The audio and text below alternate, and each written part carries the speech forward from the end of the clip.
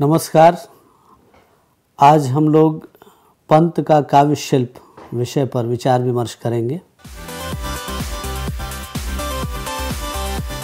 अपनी शैल्पिक विशेषताओं को लेकर के पंत जी बड़े लोकप्रिय रहे। उनकी कविता में शिल्प का कसाव काफ़ी प्रचुर मात्रा में दिखाई पड़ता है।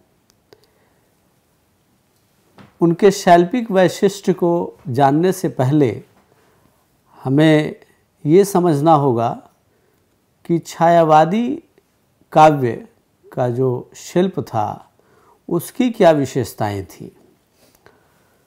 तो उसमें सबसे पहली बात जो दृष्टिगोचर होती है वो है कोमल कांत पदावली। छायावादी कवियों का कोमलता के प्रति, मृदुलता के प्रति एक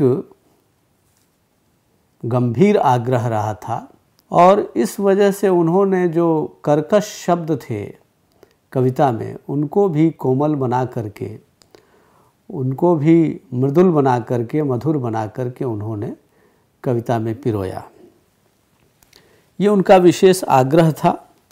जैसे अगर आप पंत जी की एक कविता लें, लो पाले उठी उठा लंगर, मृदु मंद मंद मंथर मंथर, लघुतरणी हंसनी सी सुंदर, तिर रही खोल पालों के पर। इसमें जो मृदु मंद मंद मंथर मंथर में जो एक कोमलता है जिससे एक संगीतमय प्रभाव की सृष्टि हो जाती है, एक नाद सौंदर्य सा भी पैदा होता है, तो ये पंत जी की एक विशेषता है। और मैं कहता हूँ कि पूरे छायावादी कविता के शिल्प में ये बात देखी गई कि एक गीतात्मक प्रभाव, एक लयात्मकता, एक मृदुलता, एक कोमलता, शब्द चयन में भी वो दिखाई पड़ता है। ये इसके प्रति छायावादी कवि जैसे प्रतिबद्ध हों कि कविता में मृदुलता का और सुकुमारता का और कोमल कांत पदावली का समावेश एक बुनियादी चीज़ है शिल्प के बारे में। दूसरी बात, ध्वन्यात्मकता, जिसे नाद सौंदर्य भी कहा गया है, ये पंत पर काफ़ी लागू होता है, पंत जी पर, क्योंकि पंत जी सुनते अच्छा हैं।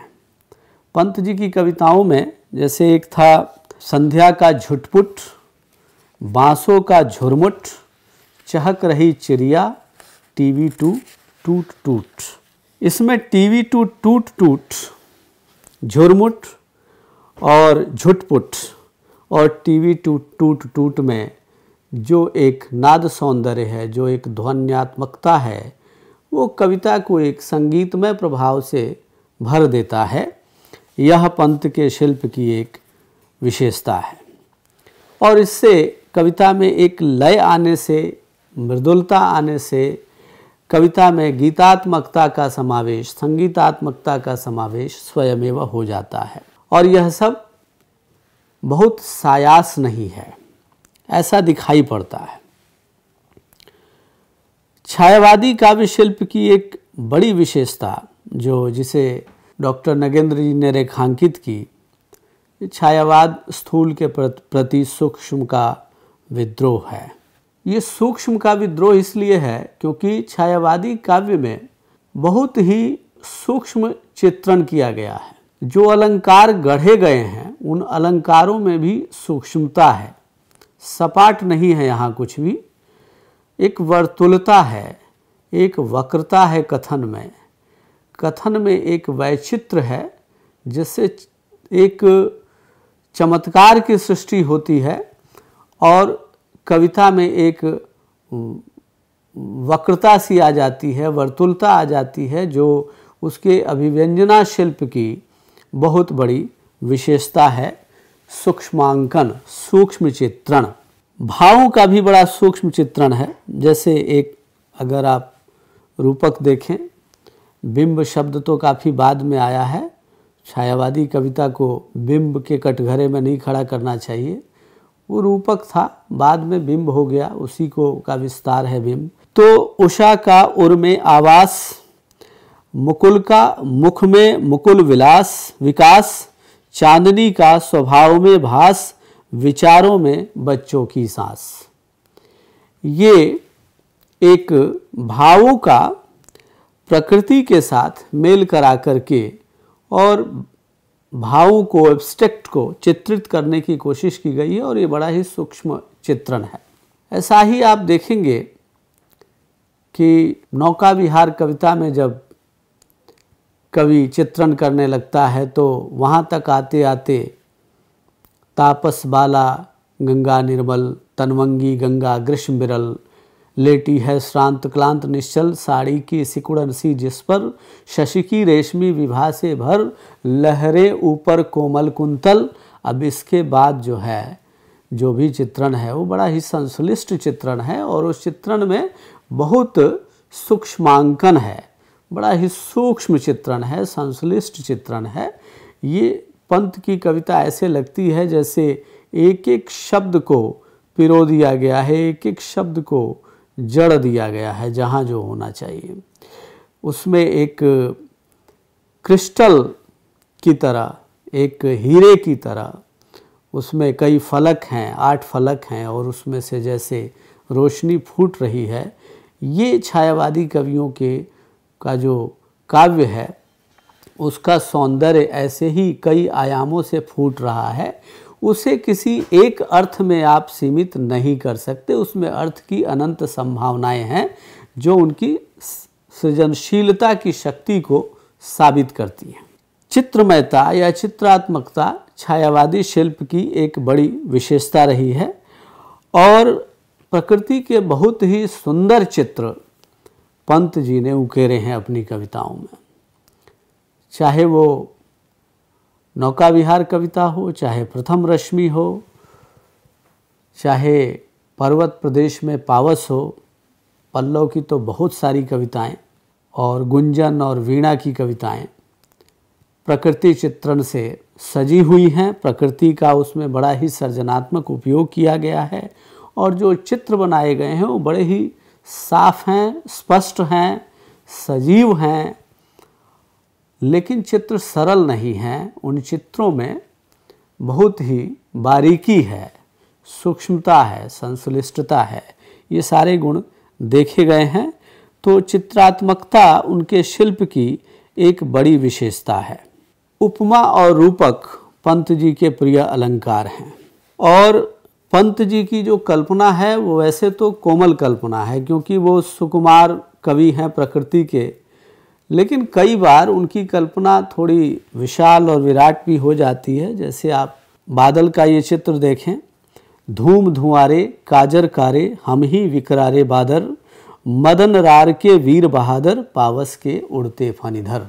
ये जो पावस के उड़ते फणिधर है, यह जो चित्रण है और मदन रार के वीर बहादुर, ये सरल चित्रण नहीं है, ये बड़ा ही सूक्ष्म है। इसमें बहुत सारे भाव भी आकर के, मदन रार कहने में कामदेव के वीर बहादुर कहना और पावस के उड़ते फणिधर, पावस की जो फुहारे हैं उसको फणिधर कहना, तो ये बड़ी ऊंची कल्पना है, बड़ी विशाल कल्पना है, भव्य कल्पना है जो यहाँ पे दिखाई पड़ती है। और इस तरह उन्होंने, आप बिंब तो नहीं कहें लेकिन बड़े भव्य चित्र खींचे हैं पंत जी ने प्रकृति के, कोमल चित्र तो उन्होंने खींचे ही हैं। इसी तरह से कई बार उनकी कविताओं में बड़ा ही यथार्थ चित्रण और एक कौतुक भरा चित्रण भी दिखाई पड़ता है। जैसे पता ही नहीं चलता कि अवनी और अंबर के वे खेल, शैल में जलद जलद में शैल। ये पता नहीं चलता देखने वाले को कि बादलों में पहाड़ है या पहाड़ों में बादल है, ये कौतुक है।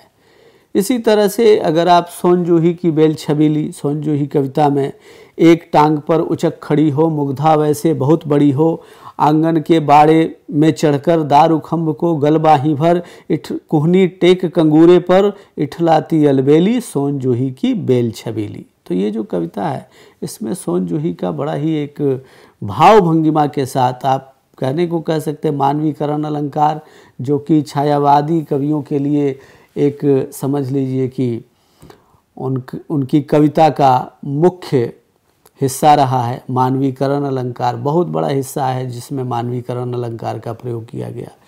और ये केवल मानवीकरण अलंकार नहीं है, वे हर जगह प्रकृति को मानवीय भावों से जोड़ देते हैं और प्रकृति और मानवीय भावों को आपस में मिला करके और उनकी कविता की केंद्रीय संवेदना बनती है। तो इस तरह चाहे कहीं प्रकृति केंद्रीय संवेदना बने या नहीं भी बने, तो प्रकृति जो है उपादान के रूप में, अलंकारों के रूप में आती है। लेकिन अधिकांश जगह ऐसा ही हुआ है कि जहाँ प्रकृति अलंकार के रूप में आई है वहाँ भी वो किसी न किसी संवेदना को वहन कर रही है। ये छायावादी काव्य की एक बड़ी विशेषता मानी जा सकती है। तो सोन जूही की बेल छबीली एक मानवीय व्यापारों को एक बेल कैसे व्यक्त करती है, उसके द्वारा कैसे वो अभिव्यक्त होता है, ये बड़ी सुंदर कविता है। सूक्ष्म चित्रण की जो मैंने बात की उसमें एक कविता बराबर कोड की जाती है, बराबर इसको धृत किया जाता है। पंत की ये एक बड़ी अच्छी पंक्ति है। लहरों पर स्वर्ण रेख सुंदर, पड़ गई नील ज्यों अधरों पर, तरुणाई प्रखर शिशिर से डर। अक्सर आप देखेंगे शीत ऋतु में बहुत ज़्यादा ठंड के कारण होठ नीले पड़ जाते हैं, और इसी चीज़ का दृश्यांकन किया उन्होंने कि लहरों पर सूर्य की किरणें स्वर्ण रेख सुंदर पड़ गई है और पड़ गई नील जो अधरों पर, और सुंदर किरणें पड़ी और उसमें नीले आसमान का जो अक्स दिखाई पड़ा, ऐसा लगता है कि अधरों पर, होठों पर नील रंग पड़ गया हो, होठ नीले हो गए हों, जैसे शिशिर में, सर्दी की ऋतु में बहुत ज़्यादा ठंडक पड़े और तरुण हो और उसके तरुणाई की रक्तिमा हो उसके होठों पर, और उस पर जो ठंडक का असर हो, शीत का असर हो, तो वो होठ नीले पड़ जाते हैं। इस तरह से उन्होंने एक प्राकृतिक सौंदर्य का चित्रण किया यहाँ पर, और बड़ा ही सूक्ष्म चित्रण किया। तो इस तरह की कई कविताएं हैं जो अलंकारों की दृष्टि से भी बड़े महत्वपूर्ण है। उसमें अलंकारों का बड़ा ही सहज, अलंकारों का बड़ा ही सुंदर और बहुत ही सधा हुआ प्रयोग पंत जी की कविता में हम देख सकते हैं। एक कविता है पंत जी की, पीले पत्तों की शैया पर तुम विरक्ति सी मूर्छा सी, विजन विपिन में कौन पड़ी हो, विरह मलिन दुख विधुरा सी। तो यहाँ पर इस कविता में आप चाहें तो निराला की विधवा कविता से इसकी तुलना कर सकते हैं, और वैसी कविता पंत जी ने भी लिखी है, विधवा जैसी कविता, जिसमें वो अभी तो मुकुट बंधे थे माथ, हुए कल ही हल्दी के हाथ, खुले भी न थे लाज के बोल, खिले भी चुंबन शून्य कपोल, हाय रुक गया वही संसार, बना सिंदूर अंगार, वात हत लतिका वह सुकुमार, पड़ी है छिन्नाधार। तो ये जो एक विधवा की शोचनीय दशा है, विधवा की जो दारुण दशा है, विधवा की जो दीनहीन दशा है, उसका चित्रण निराला ने अपने ढंग से किया, पंत जी ने अपने ढंग से किया, अपना अपना तरीका है। और पंत जी का जो चित्रण है उसमें प्रकृति ज़्यादा है, समाज कम है। निराला जी की विधवा में समाज ज़्यादा है, प्रकृति कम है। ये फर्क है। सामाजिक आग्रह उनमें ज़्यादा है, प्रगतिशीलता उनमें ज़्यादा है, तो इसलिए उनकी कविता का मिजाज वैसा है, कलेवर वैसा है। और पंत जी की प्रतिबद्धता मुझे लगता है सौंदर्य के प्रति और प्रकृति के प्रति, और कह लीजिए कि एक स्वच्छंदता के प्रति, उन्मुक्तता के प्रति, नैसर्गिकता के प्रति, ये पूरे सृष्टि की चेतना के स्पंदन को सुनने के प्रति उनकी प्रतिबद्धता ज़्यादा है। तो इसलिए पंत की कविता में के जो शैल्पिक वैशिष्ट्य हैं वो इस तरह के हो गए हैं। पंत जी की एक और शैल्पिक विशेषता, हम भाषा शैली पे बात कर सकते हैं कि चूँकि पंत जी एक चित्रकार की तरह, जैसे एक चित्रकार अपनी तोलिका से और रंगों की सहायता से सुंदर सुंदर चित्र बना देता है, तो इस तरह की शैली है पंत की। वो चित्र बहुत खूबसूरत बनाते हैं अपनी कविताओं में, चित्रों में बात करते हैं, वो दृश्यों में बात करते हैं, दृश्य खंडों में बात करते हैं। उनके वहाँ वैचारिकता की शुष्कता, मुझे लगता है कि प्राकृतिक सौंदर्यवादी युग की जितनी कविताएं हैं, जो उसमें प्रकृति के प्रति और प्राकृतिक सौंदर्य के प्रति विशेष आग्रह है, वहाँ तक की जो कविता है, उस कविता में अगर आप देखें तो वहाँ तक जो उनकी जो चित्र उन्होंने बनाए हैं वो एक भावात्मक शब्द चित्र हैं, एक इंद्रिय संवेद्य चित्र हैं, रागात्मक शब्द चित्र हैं। और चूंकि चित्र हैं इसलिए उसमें चित्रात्मकता, विवरणात्मक और वर्णनात्मक शैली का खूब प्रयोग हुआ है, वर्णन कर रहे हैं। आप अकेले वही बादल की कविता देखें जिसमें पावस के उड़ते फणिधर, और फिर कितने कितने चित्र उसमें, तरह तरह के शेड्स बादल के, तरह तरह की अर्थ छवियाँ बादल की दिखाई पड़ती हैं वहाँ पर। तो उस कविता में बादल के बहुत सारे शेड्स हैं, बहुत सारी अर्थ छायाएँ हैं, जो देखने उनके कला की विशेषता है। तो अर्थों के शेड्स या चित्रों की कई कई मूड्स और शेड्स, उसकी कई कई अर्थ छायाएँ आपको छायावादी काव्य में देखने को मिलेंगी। इसलिए पंत जी जो है वर्णनात्मक शैली को बहुत जगह अपनाते हैं, विवरणात्मक शैली को भी अपनाते हैं। जहाँ एक कविता है, ग्रामश्री कविता है, तो उसमें आप देखेंगे कि गांव का, जो गांव की प्रकृति का, खेत खलिहानों का जो चित्रण है, उसमें सब्जियों तक के नाम गिनाए गए हैं, उसमें बहुत सारे फलों के नाम गिनाए गए हैं। तो उस कविता को अगर आप पढ़ें तो आपको पता चलेगा कि विवरणात्मक शैली का भी पंत ने बहुत सुंदर प्रयोग किया है अपनी कविता में। और चित्रात्मक शैली तो है ही, ये शैली उन्होंने अपनाई है। कहीं कहीं उनकी शैली बहुत सरल सहज रूप में कुछ बातें उन्होंने कह दी है, तो वो शैली भी एक चल रही है उनकी, जिसमें संवाद शैली आप कह सकते हैं, जैसे वो सीधे सीधे संवाद कर रहे हों, इस तरह की शैली है। लेकिन उनमें जो एक भाषा के स्तर पे जो एक परिमार्जन होना चाहिए, जो परिष्करण होना चाहिए, वो भी खूब है। शब्दों के चुनाव को लेकर के बहुत सजग हैं पंत जी, और शिल्प का कसाव उनकी कविताओं में गजब का है, अद्भुत है, उससे सीखा जा सकता है। खड़ी बोली हिंदी में कितनी कुशलता के साथ और कितने सुंदर आर्किटेक्ट के साथ, सुंदर अवसंरचना के साथ कविता कैसे बनाई जा सकती है, ये सीखना हो अगर किसी विद्यार्थी को, तो पंत की कविताओं को पढ़े, और ख़ास करके पंत की उन कविताओं को पढ़े जो जिनमें सीधे सीधे पंत प्रकृति से बात कर रहे हैं, जिनमें सीधे सीधे पंत जो है प्राकृतिक सौंदर्य से सम्मोहित हो रहे हैं और प्राकृतिक सौंदर्य की कविताएं लिख रहे हैं। उन कविताओं को पढ़ें, वहाँ से हम कविता को सीख सकते हैं कि कविता कैसे, जो भाषा का माध्यम है, वो भाषा का माध्यम कैसे दृश्य माध्यम में बदल जाता है, कैसे चित्रों के माध्यम में, दृश्यों के माध्यम में बदल जाता है। और दृश्यों के माध्यम में ही नहीं, मैं तो कहूँगा कि पूरी संवेदना में घुल मिल जाता है, कैसे समा जाता है। यह अगर देखना हो, इस कौशल को देखना हो, तो वो छायावादी कवि पंत में आप देख सकते हैं।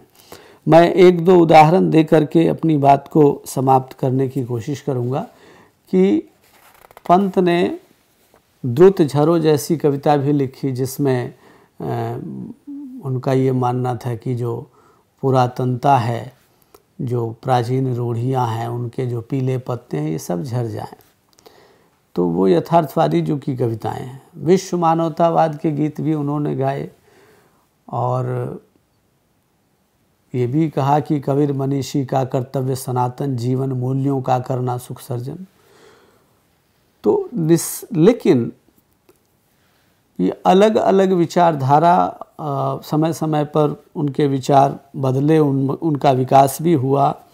यथार्थ चेतना से फिर वो विश्व मानववाद के गीत गाने लगे, यह सब हुआ। लेकिन अगर आप ध्यान से देखें तो पंत की कविता और पंत की जो पहचान है, कविताओं को लेकर जो पहचान है, वो वैसी कविताएं हैं जो कविताएं प्राकृतिक सौंदर्य को, प्रकृति के सौंदर्य को निर्विकार रूप से और बिल्कुल निश्चल रूप से, जहाँ उन्होंने प्राकृतिक सौंदर्य को व्यक्त किया है, उसमें जो एक जिज्ञासा का भाव है, उसमें जो एक कौतूहल है, उसमें जो एक बाल सुलभ चपलता है, चंचलता है, मृदुलता है, मधुरता है, ऐसी जो कविताएं हैं, वो कविताएं सबसे ज़्यादा पाठकों का ध्यान खींचती है। और ऐसी ही कविताओं को लेकर के पंत की शैली या पंत के शिल्प के वैशिष्ट्य को देखा जाना चाहिए। बाकी कविताएं वैचारिक दृष्टि से समृद्ध हैं, लेकिन उसमें शिल्प का वो वैशिष्ट्य और शिल्प की वो खूबी नहीं दिखाई पड़ेगी जो प्राकृतिक सौंदर्यवादी कविताओं के संदर्भ में देखी जा सकती है। और इस तरह से पंत जी जो हैं एक सधे हुए रचनाकार के रूप में हमारे सामने आते हैं। इनकी तुलना जो है कई बार विलियम वर्ड्सवर्थ से, शेली से की जाती है। तो उस तुलना का आधार भी यही है कि विलियम वर्ड्सवर्थ, जिन्होंने preface to the lyrical ballads, वो लिरिकल बैलेड्स की प्रस्तावना लिखी और उसमें जो लोक भाषा है उसको महत्व देने की बात कवियों के लिए की कि कवि उसको महत्व दें, लोक भाषा का कविता में प्रयोग करें। वो ज़्यादा लोक भाषा और लोक जीवन जो है उसमें संप्रेषणीयता का गुण ज़्यादा होता है, इसलिए उसे कविता में लाना चाहिए। और एक स्वच्छंदतावाद की जो प्रवृत्ति है, जिसमें पुरातन रूढ़ियों के प्रति एक विद्रोह का भाव है, वो भी है। और एक गहरी रोमानियत भी है और प्रकृति प्रेम भी है। ये सारी चीज़ें वहाँ है और ये सारी चीज़ें यहाँ भी है, छायावाद में भी है। लेकिन इन सब के बावजूद, जैसे आप छायावादी कविता का छंद देखें, अगर कामायनी की बात करें, हिमगिरी के उत्तुंग शिखर पर बैठ शिला की शीतल छां, एक पुरुष भीगे नैनों से देख रहा था प्रलय प्रवाह। 12 बरिसले कुकुर जिए और 13ले जिए सियार, बरिस 18 छत्री जिए आगे जीवन को धिक्कार। लय मिला के आप देख लें तो आल्हा खंड का जो लय है, जो एक लोक कविता है कह लीजिए, उसकी लय को छायावादी कवियों ने खड़ी बोली हिंदी कविता के साथ जोड़ करके उसी लय में कविता करके और उसे मुक्त छंद नाम दिया और उसे जितना ज़्यादा लय से समृद्ध कर सकते थे और उसमें संगीतात्मकता का समावेश कर सकते थे वो करके दिखाया। ये छायावादी कवियों के काव्य सामर्थ्य की सिद्धि है कि उन्होंने ऐसा कर दिखाया। ये उनके शिल्प की विशेषता है कि वो जो छंद लेते हैं, रोला प्रिय छंद है, लावनी प्रिय छंद है, लावनी प्रिय छंद है, जो वो छंद लेते हैं उस छंद को संगीत के स्तर पे साध करके दिखा देते हैं। उसमें उनकी हर कविता में आप देखेंगे एक परफेक्शन है, पूरा का पूरा विजन है। आजकल की कविताओं में उस विजन का ही अभाव है। तो ये विजन होने के कारण, पूरा एक दृश्य होने के कारण, और दृश्य अपनी पूर्णता में है, दृश्य अपनी संश्लिष्टता में है, दृश्य अपनी जीवंतता में है, दृश्य अपनी सजीवता में है, दृश्य अपनी यथार्थता में है। तो ये सारे गुण हैं और इसकी वजह से छायावादी कविता जो है उसकी शैली और शिल्प पर खूब बातें होती है। और आचार्य शुक्ल तो इसके शिल्प से इतने प्रभावित हुए थे कि इस कविता को उन्होंने अभिव्यंजना की एक विशिष्ट शैली ही कह डाला कि ये अभिव्यंजना शिल्प है एक, उसके शिल्प ने उनको इतना प्रभावित किया। तो शैल्पिक वैशिष्ट्य की दृष्टि से छायावादी काव्य में पंत जी का एक विशेष स्थान है और उनकी कविता में छायावाद का शिल्प जो है, छायावादी काव्य शिल्प की जितनी विशेषताएं हैं उन सभी विशेषताओं को हम उनके तय देख सकते हैं। ये ऐसा अनुशीलन से पता चलता है, इन कविताओं के अनुशीलन से ऐसा सिद्ध होता है। धन्यवाद।